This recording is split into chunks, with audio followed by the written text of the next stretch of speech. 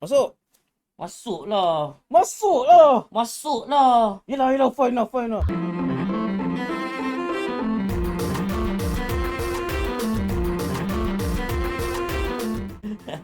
Hello. Hello everyone. I'm Sai Ali. I'm Mickey Ali. We're brothers Ali. And And today, he's wearing this. Yeah. Where is he? where is he? Oh yeah, on your belly. Yeah. My That. belly. So we're gonna talk about this guy. You know that looks like he's on the pacifier right now. This is the old We're school gonna design. So we're gonna talk about Ant-Man and the Wasp: Quantumania. Yeah. Alright, so yeah, it's the third movie in the Ant-Man trilogy. So Alright.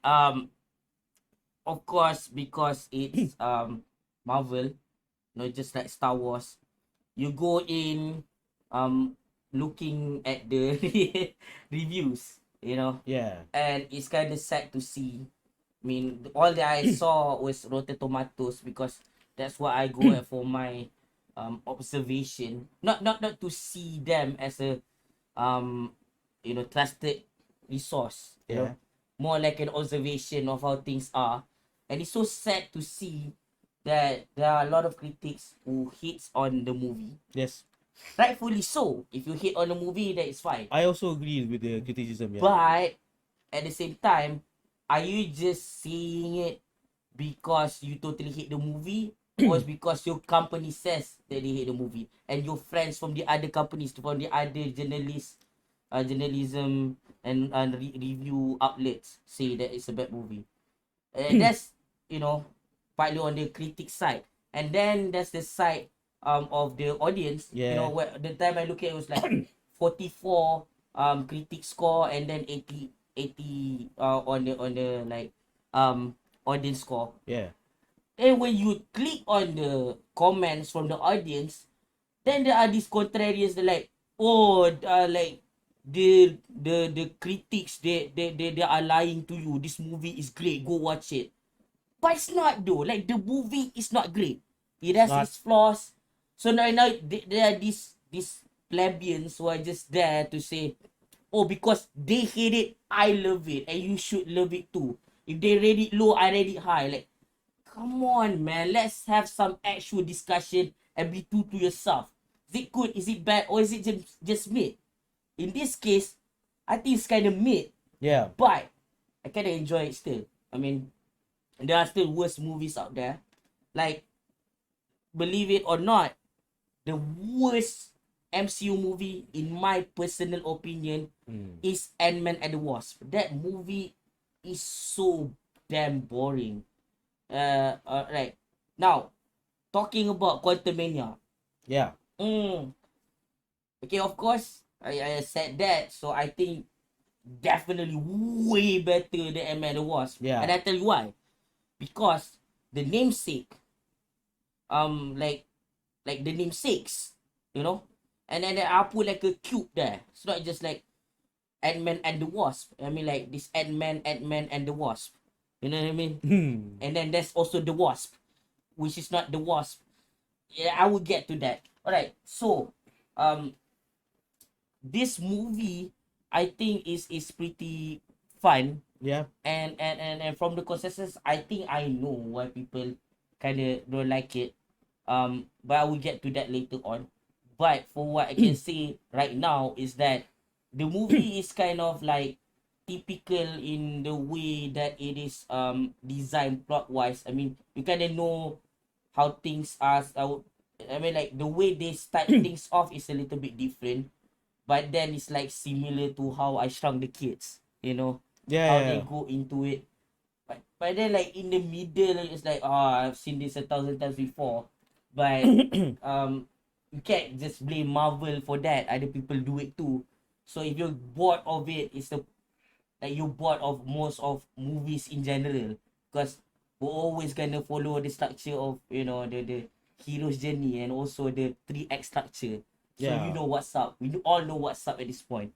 But the movie have some really good what do you call it thing, exploration of imagination of how the micro universe can look, the how can like microscape, so to speak. the quantum realm, we call it quantum Yeah, realm. the So. quantum realm, the microscape of it all.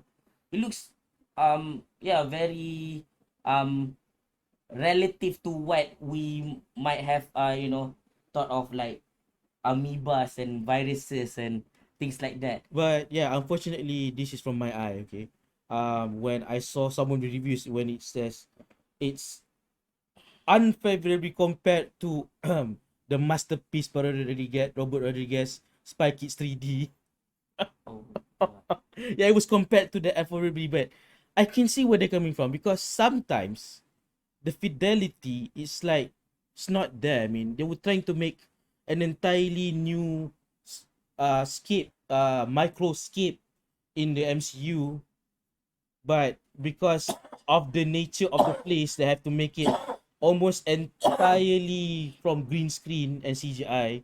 So that takes a toll on the visual artist. So when it's translated to the screen, I can see that sometimes it's just not on the visual clarity. It's not on par with the sharpness of the character. I can see that sometimes, and then sometimes it's taking me out of the movie. I mean, we all know by now these movies are fake, but in my eyes, sometimes when I see those things, like it takes me out because we're supposed to believe that they are in this made up world, but right now it feels like they're just like stepping on uh a projected screen instead of like they are on the ground of of a micro universe like that.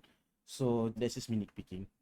Alright. Yeah. In terms of like the visual fidelity of most Robert Rodriguez movie, I personally only like El Mariachi. I don't like any other Robert Rodriguez movies that even when they are not plagued with CGI. Um, like I don't even like Desperado. So, mm, the problem with Robert Rodriguez movies, like sometimes the CGI effects, then they are not supposed to be there, but they just there, like in the background there's stuff moving around, stuff that is in your face, even though they're on the background, they're Yeah. like they all want attention because it's 3D. I mean, like it's kind of like when George Lucas decided to re-release um the original trilogy of Star Wars, and he bombarded with a lot of CGI and a lot of like things going on in the background. When originally when they shot it, it was empty in the background, and rightfully so, because that's what the scene calls for. But Yeah. then it's like, I want to diversify, I want to fill every skin with everything all the time. The problem with that is that as you go along, you get so distracted by the scenery, not in a good way. You like, dude, I want to watch the story now. Like, can you not, hurt my eyes with a lot of these things? But as for me, I don't think this is it. I don't think this is that awful. And there is a thing whereby like especially this one is a fault of Marvel. They keep releasing Marvel movies like non-stop, and I hate the timeline thing. Where they announce, on a like PowerPoint to an audience. Oh, this is the movie that's gonna come out, and there is this, and there is this, and there is this. That I hate that. I want it to be gone. I don't want it. I want like, give me another Werewolf by Night. Give me a surprise movie of Justice League versus Avengers, just a one off, just a fun little one. Like, why don't you? Like, why do we have to know everything that's to come? We have a lot of these people that come in here and tell us like, oh, his character that's gonna be in here, his character gonna be in that. So if you're coming in here, like, you think there's gonna be Loki in there, this is kind of like pseudo spoiler, but Loki is not in this movie, not in this one. So don't expect that.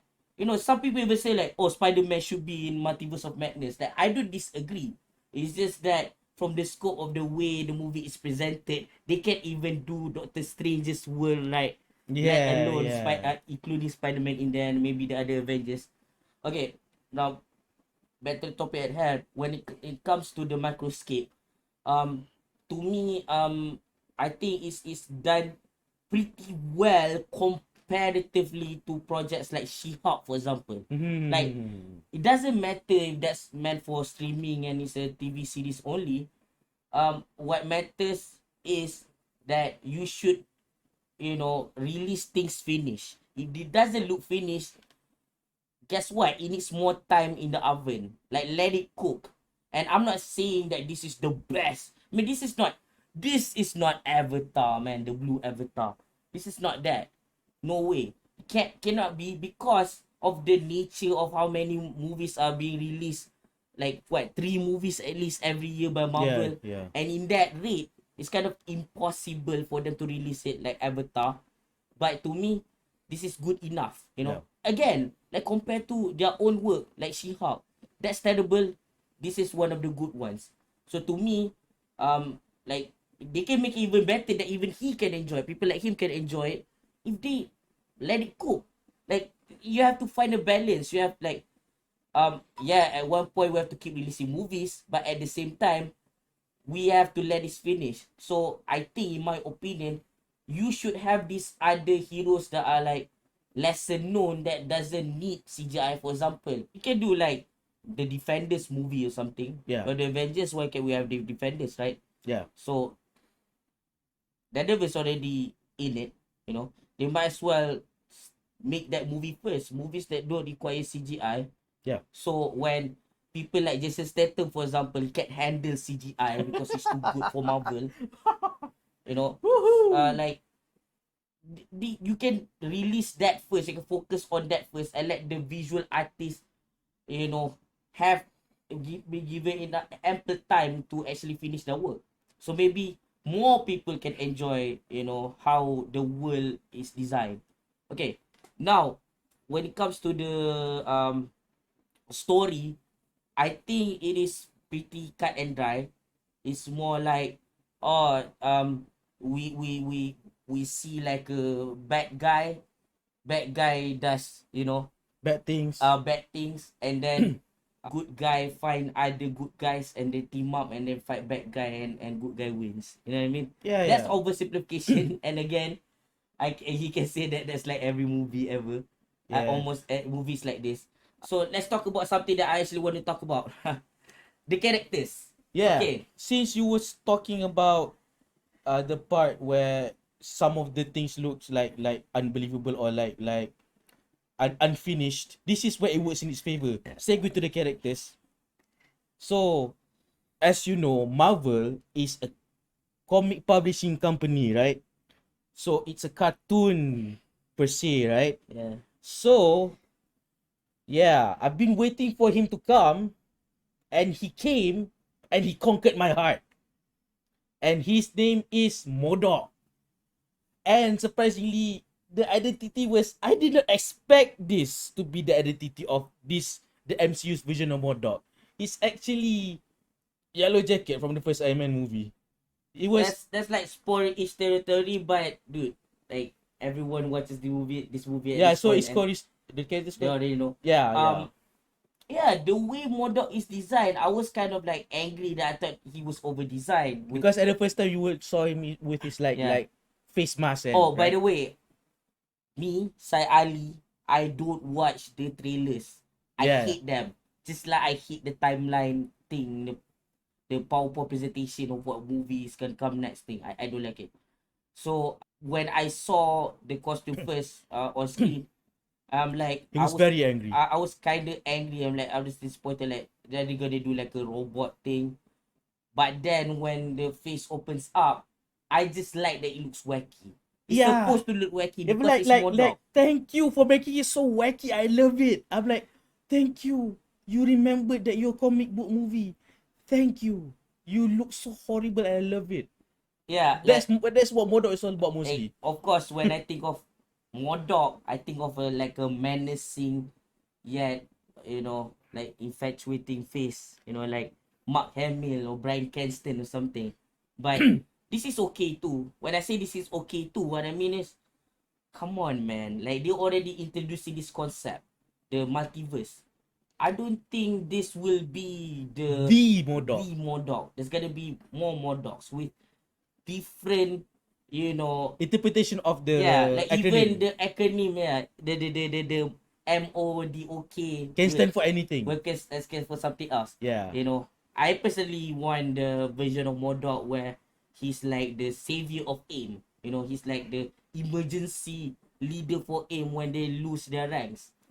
It's Yeah. pretty. I like that version of Modok, and I hope for every time Modok does come in, if they're gonna do a thing, you know, like they did Turk in the In the Defenders. in the Netflix MCU. Yeah. And if it's gonna be a recurring character, I hope they cast different people so everybody can have like their version of Modok. Which Yes. can be kind of fun, you know, if they don't go overboard with it, like, you know, the character of Wells in the Flash in Arrowverse. They don't go overboard. I mean, like, that was good, but at one point it became a little bit too much. So I hope, you know, instead of they do 10 of these, they do like, you know, 50 of these. They just do like 3, and then the 3 people they all do is gonna do a good job. And even like the actor who plays the Modok that is in Quantumania, can I welcome him to play it again, as long as he doesn't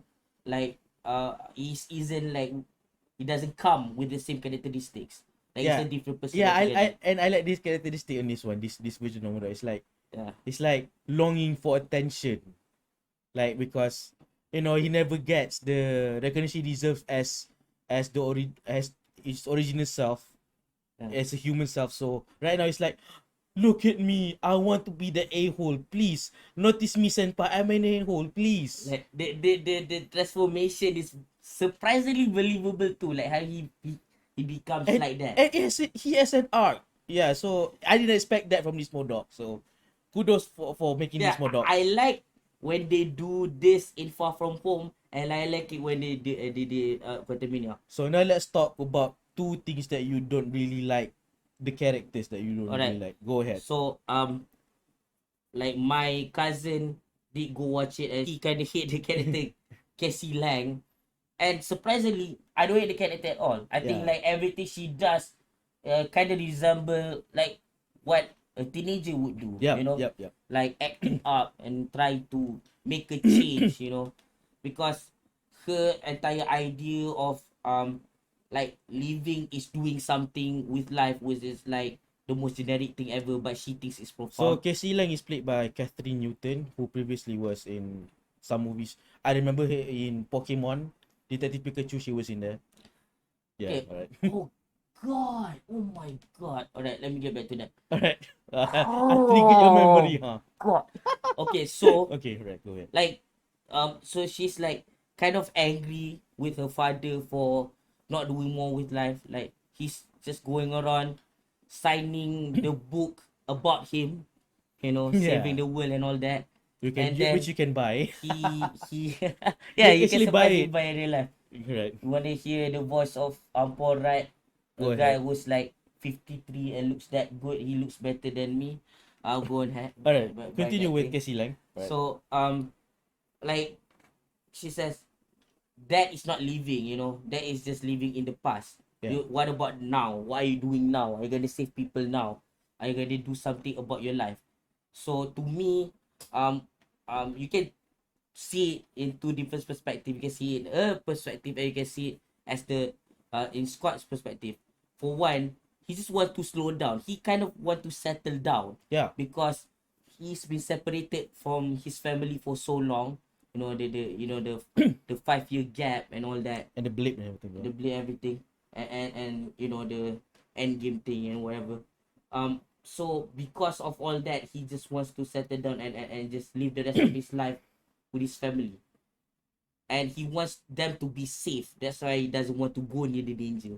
So that's like the young versus the old mentality here. Okay, now since he reminded me, Yeah. I yes, opened the can of worm. she is terrible. The actor is terrible in this Yeah, one. she's pretty terrible, yeah. She was terrible in Detective Pikachu. She's terrible here. She looks cute, but she can't act at all. She's bad. I mean, like, Okay, you're talking about how the we are taken out of the movie because of the microscape and how it was designed, the CGI and all that. Yeah. Me, he's acting. You know what I mean?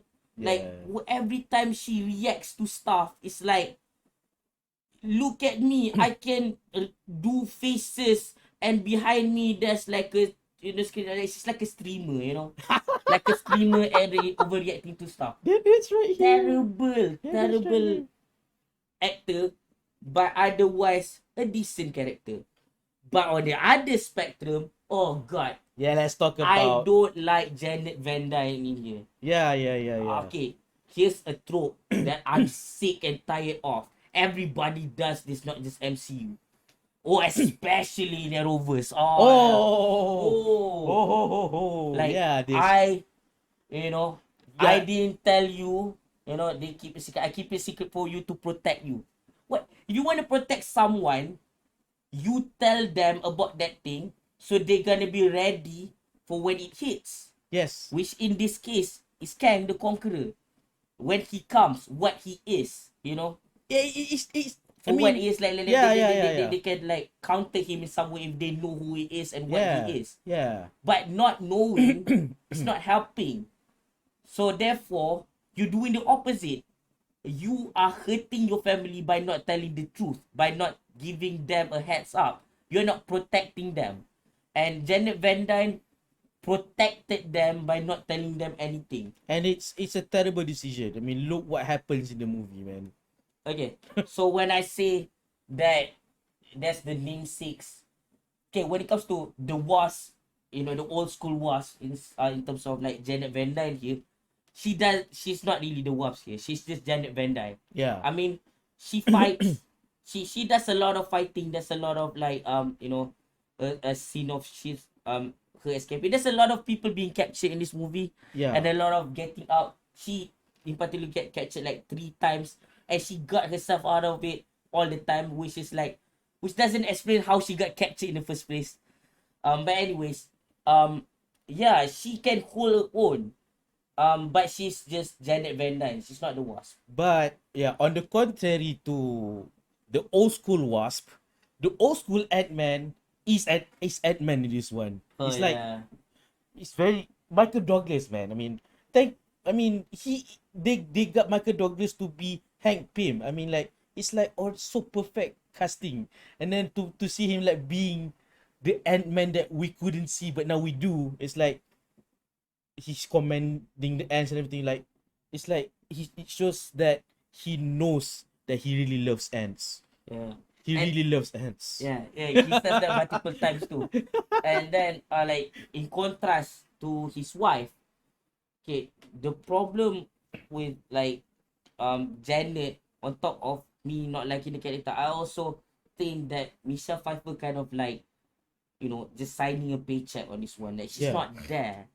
She's just like, yeah, when she does action, she does her choreography well. For someone her age to be able to do that, even if there's like Stunt body doubles. stunt double swapping here and there, doesn't change the fact that she looks good on doing action. She looks agile enough to make the scenes believable, even more so than Nick Fury in Captain Marvel, for example.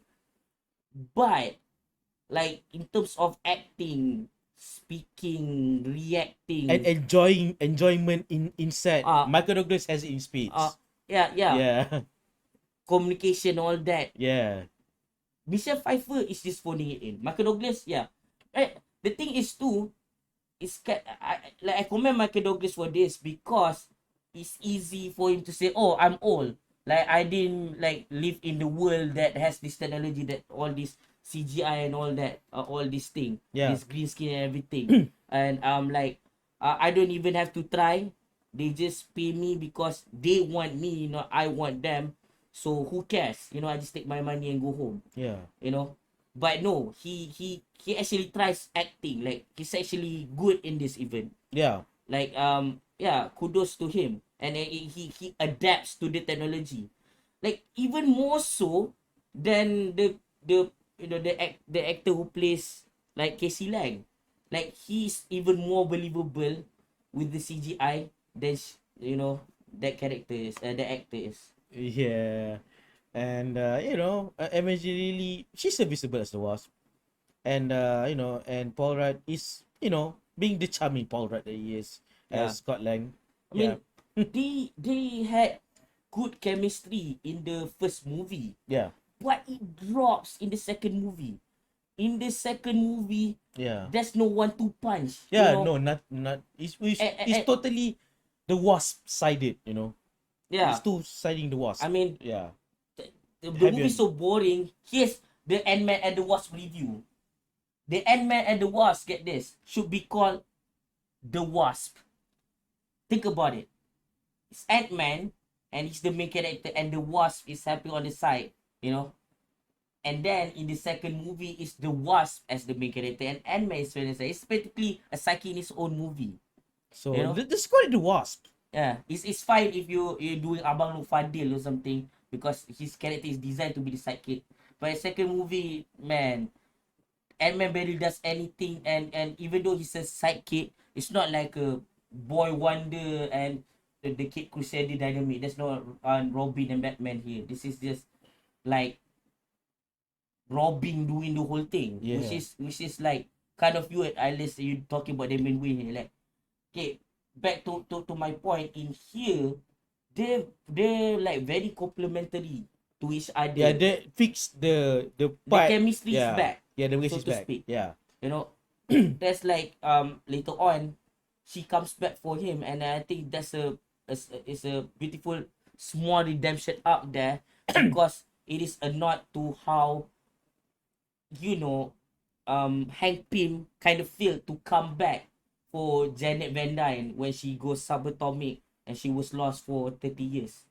So I think it's beautiful that, you know, the later generation is able to, you know, fix the mistake of people from the past. Yeah. You know, like unintentionally they just happen to do things better, and hopefully Ant Girl, the one that's gonna take the torch, you know, Casey Lang, is gonna be doing even better in the future. I like that part. But yeah, we forgot to talk about King, don't we?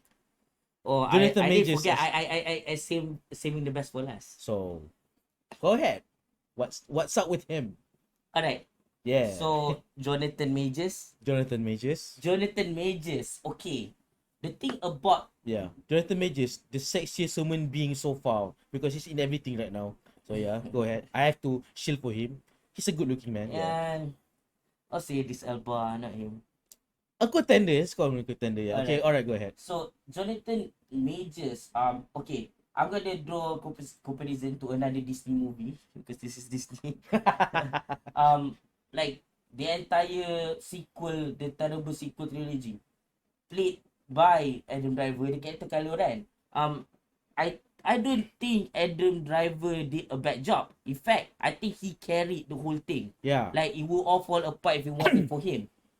But in terms of the writing, I think the writing can be kind of similar.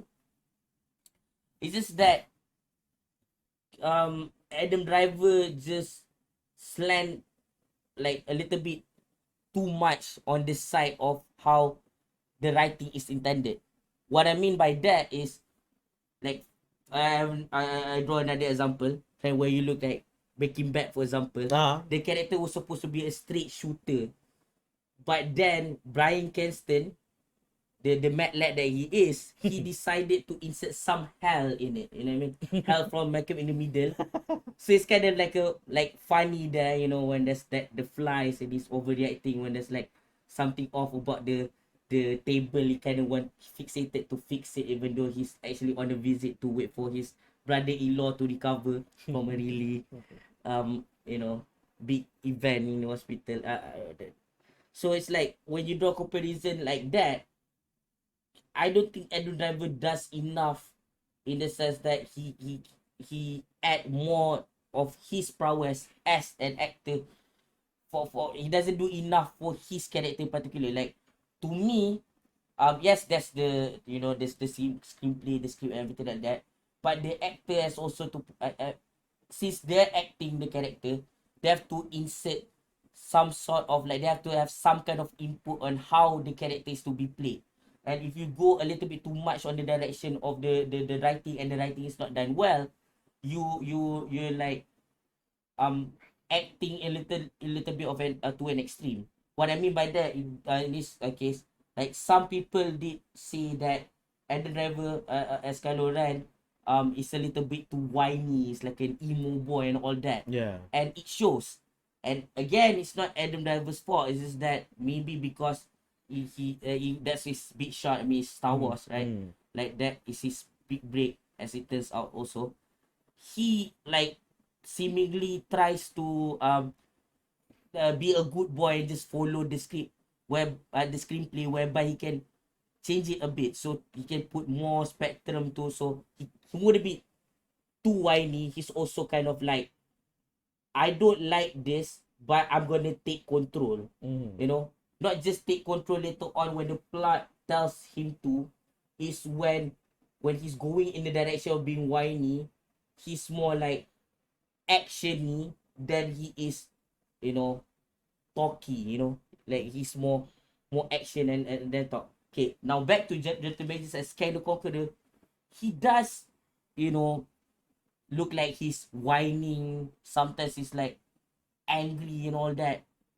And it's sometimes he's just very cool, and other times he's intimidating.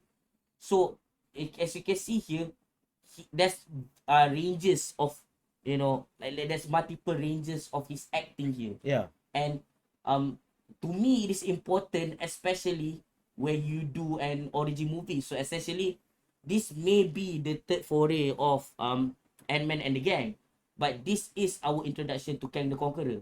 You know, like an actual introduction that is like goes even deeper than how it was introduced in Loki. Yeah.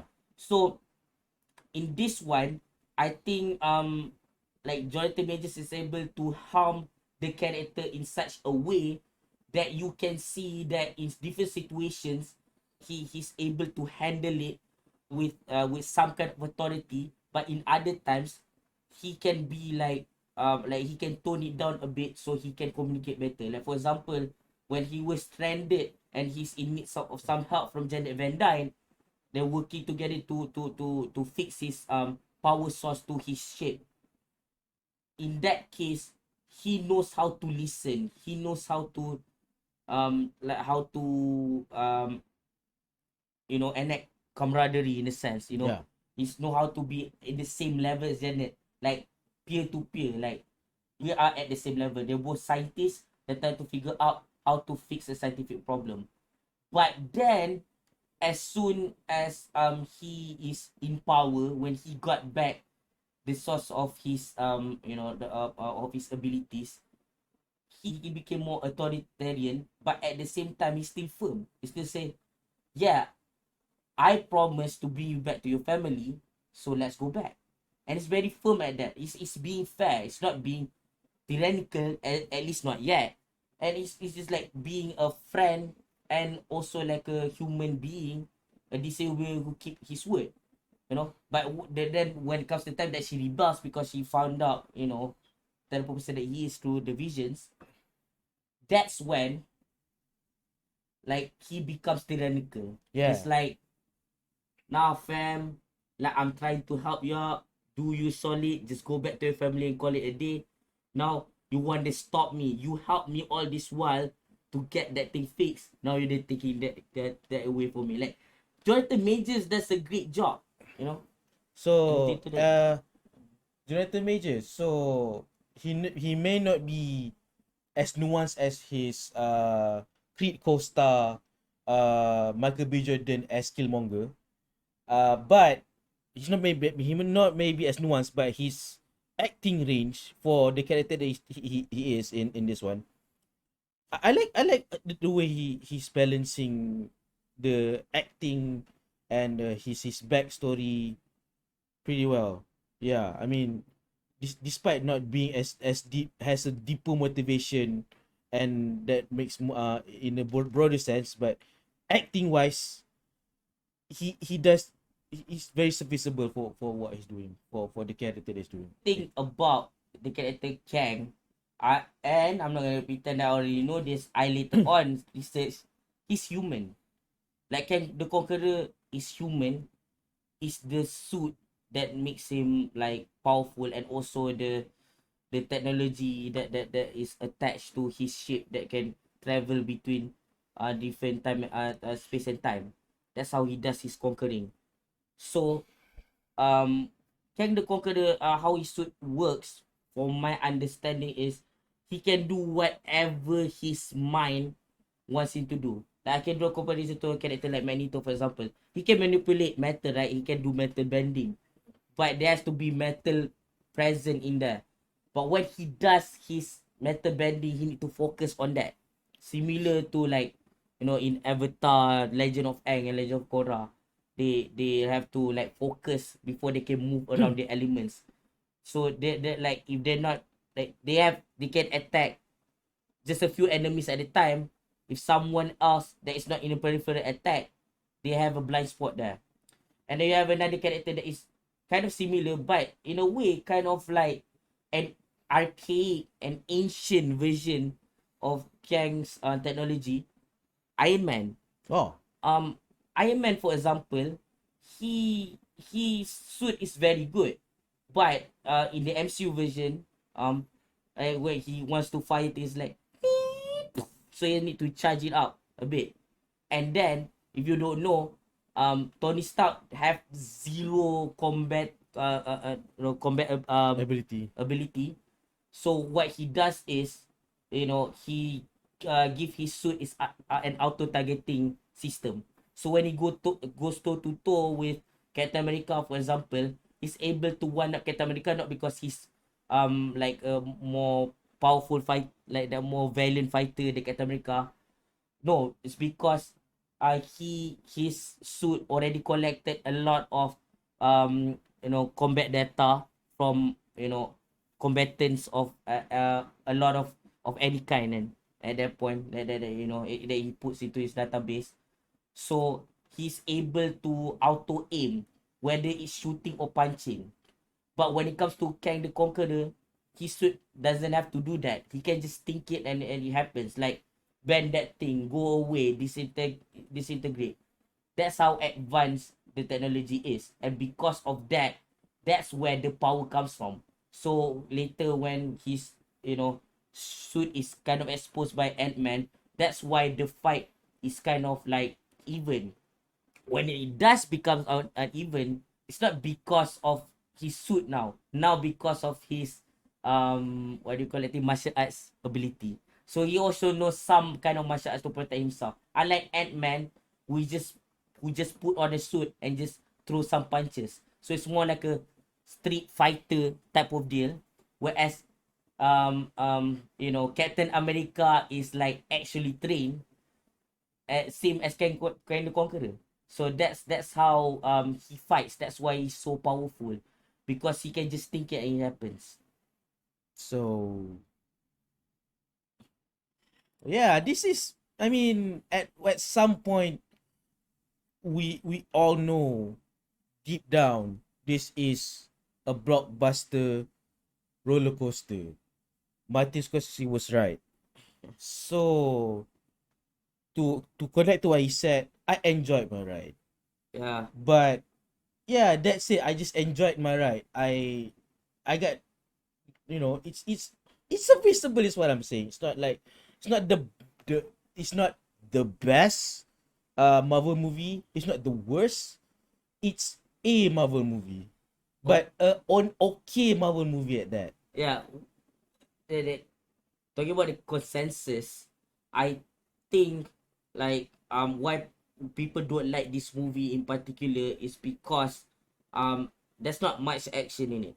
Most of it is just talking and Yes, exposition. yes. But to me, that is like I would say defensible, more like um kind of earned, in the sense that the movie is meant to establish further, at least for the movie audience. Before it was the TV audience, but with Loki. But in this one, for the movie audience, for the rest of the MCU watchers, film goers, that the concept of like timelines and everything like that. So they kind of need to expose a little bit of this you know, The you know, components. yeah, the components and how it all works, so that later on it will become easier for us to understand as things come along. So yeah, but it does drag the movie down a bit. So Because there's of a that, lot yeah. of in terms of ratio, there's more talking than there's more than there's action. I think that's where it fell off by a lot of people. But for me, I enjoy a lot of dialogue, and again, Jonathan Majors is really good. Like what do you call that? Michael Douglas is also really good. So Yeah. I enjoy the talking scenes. I don't mind it at all. And even the actor for the character Jintora, I think she has only two acting faces, like um I disagree and I'm really angry. Only two. That's all I've seen for from her previous work. But at least for what she does like a serviceable job.